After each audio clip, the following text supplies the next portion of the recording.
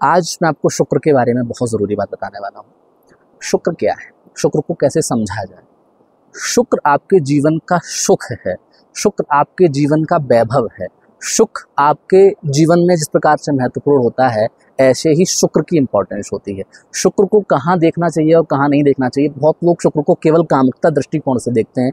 केवल शुक्र कामुकता दृष्टिकोण का कारक नहीं है, शुक्र साधना का कारक है, शुक्र ज्योतिष का कारक है, शुक्र सिद्धि का कारक है, शुक्र साधना का कारक है, शुक्र आपके सुख का कारक है।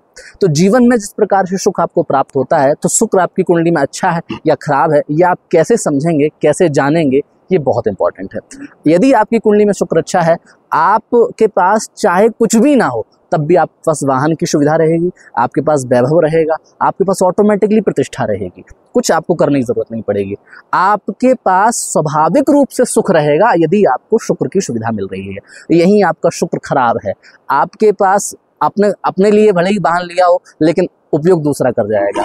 आप अपना जो है चीज़ों को उपयोग कर रहे हैं, आप अपने लिए खरीद रहे हैं, आप चीज़ें जो है मकान अपने लिए रह कोई और रहा है, आप बना अपने लिए रहे हैं, रह कोई और रहा है, कमा अपने लिए रहे हैं, उपयोग कोई और कर रहा है। यदि शुक्र आपका खराब है तो कहीं ना कहीं इस प्रकार की चीज़ें आपको देखने को मिल रही होंगी। यदि आपका यही शुक्र अच्छा है तो आप के पास भले ही कोई और कर रहा हो, भोग आप रहे होंगे, कमाया किसी और ने, भोगा आपने, खिलाया मतलब बना करके लाया कोई और, मकान बनाया किसी और ने, रहा आपने, गाड़ी लेके आया कोई और, चलाई आपने, रखी आपने। तो इस प्रकार से जो शुक्र की सुविधाएं हैं वो आपको इस प्रकार से जीवन में प्राप्त होती हैं। आप ऐसे समझ लीजिए एक आधार पर कि शुक्र की वैभवता ही आपको बता देती है कि शुक्र जीवन में क्या है आपके लिए।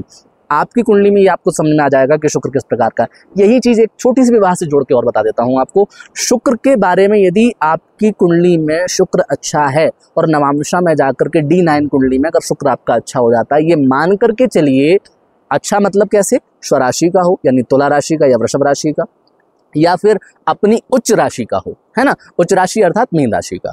तो यदि इन राशियों में आपका शुक्र विराजमान है तो कहीं ना कहीं आप ये समझ लीजिए कि आपका शुक्र स्वाभाविक रूप से अच्छा है। और यदि D1 में यानी लग्न चार्ट में आपका शुक्र कहीं ना कहीं खराब भी हो गया और आप ये चिंतित है कि मुझे विवाह का शुक्र मिलेगा कि नहीं मिलेगा, और वो चीज़ अगर नवांशा में जाके वो शुक्र आपका पॉजिटिव हो जाता है तो आपको चिंता करने की जरूरत नहीं है। आपको स्त्री या आपके जो पार्टनर है वो आपको अच्छे ही मिलेंगे।